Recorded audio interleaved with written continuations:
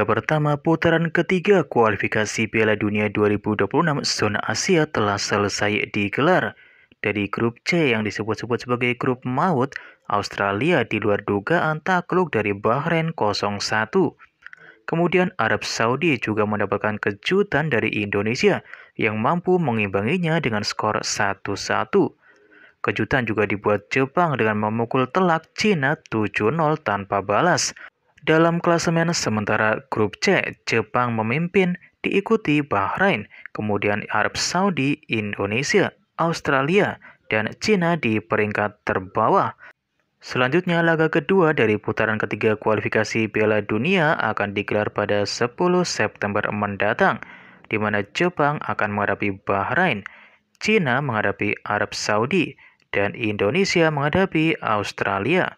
Melihat kejutan-kejutan di laga awal grup C ini, fans Jepang pun turut memberikan komentar-komentarnya seperti diantaranya berikut ini. Kalau kamu memandang rendah Indonesia, kamu akan mendapatkan masalah. Mungkinkah kekuatan tentara bayaran Indonesia ternyata sangat kuat, sepertinya ada banyak pemain kulit putih. Ini hanya berarti bahwa di tingkat Asia sedang meningkat. Indonesia juga semakin kuat, jadi jangan lengah. Indonesia secara umum adalah tim yang bagus. Berbeda dengan Cina, mereka adalah tim yang disiplin dan mampu bertahan. Lawan Jepang berikutnya adalah Bahrain yang mendapatkan momentum setelah menang melawan Australia, jadi mungkin ini akan menjadi masalah. Saya mungkin merasa sedikit kasihan pada Tiongkok yang berada di tengah krisis ekonomi dan bencana besar.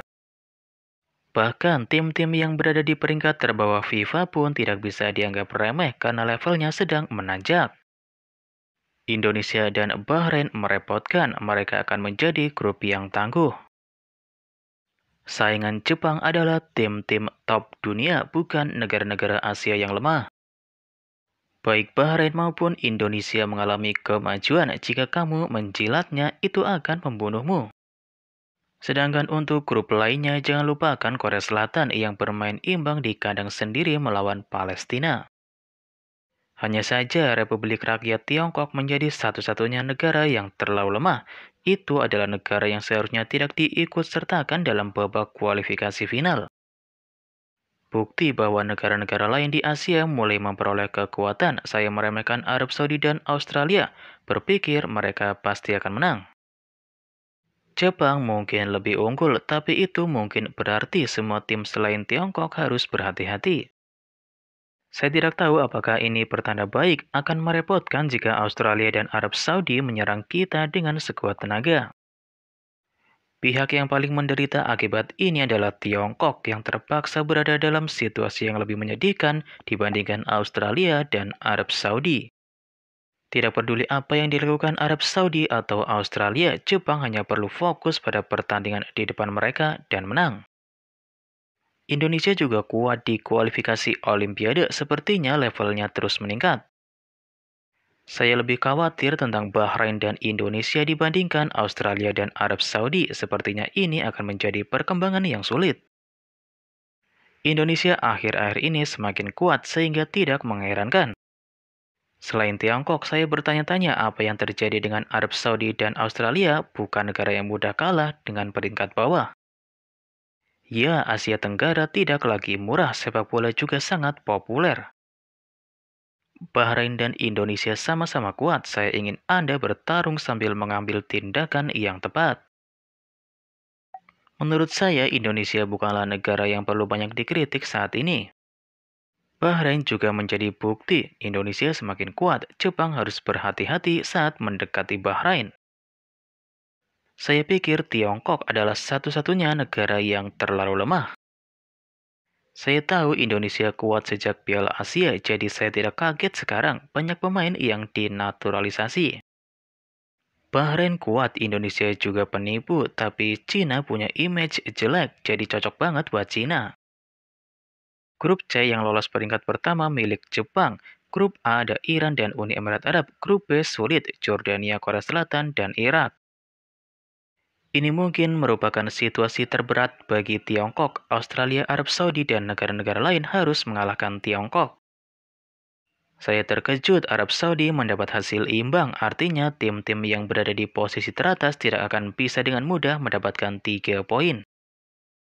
Indonesia juga merupakan negara berkembang sehingga tidak ada kejutan khusus. Ekonominya tampaknya kuat dan akan terus tumbuh. Saya menyaksikan pertandingan melawan Australia dan Arab Saudi, tetapi Bahrain dan Indonesia memainkan sepak bola yang solid, jadi ini adalah keputusan yang bagus.